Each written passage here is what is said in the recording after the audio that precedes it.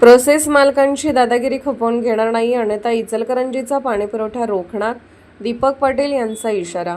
पंचगंगा प्रदूषणाच्या लढ्यात आंदोलकांना धमकावण्याचा आरोप, वाहनांची तोडफोड, तहसीलदारांनी पाहणी थांबवली.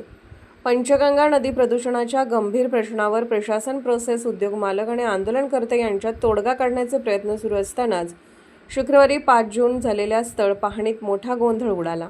काही प्रोसेस मालकांनी बाहेरून आणलेल्या गुंडांच्या माध्यमातून आंदोलकांना धमकावून दादागिरी केल्याचा गंभीर आरोप आंदोलन अंकुश संघटनेचे जिल्हाध्यक्ष दीपक पाटील यांनी केला आहे.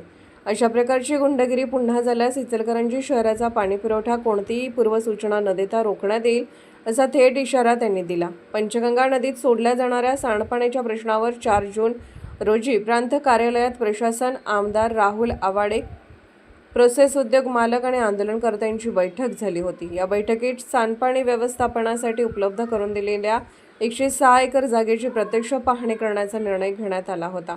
त्यानुसार प्रशासनाचे अधिकारी, उद्योग प्रतिनिधी आणि आंदोलनकर्ते संबंधित जागेवर गेले होते.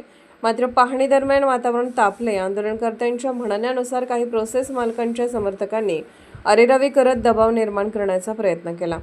आंदोलन अंकुश संघटनेचे प्रमुख धनाजी चिडमुंगे यांच्या वाहनाची 4ही चाके पंक्चर करण्यात आली, तर तालुका अध्यक्ष नागेश काळे यांच्या वाहनाचेही नुकसान करण्यात आले. पर्यावरण आणि जनतेच्या आरोग्यासाठी लढणाऱ्यांना धमकावण्याचा प्रयत्न झाल्याने शिरोळ तालुक्यात संतापाची भावना व्यक्त होत आहे.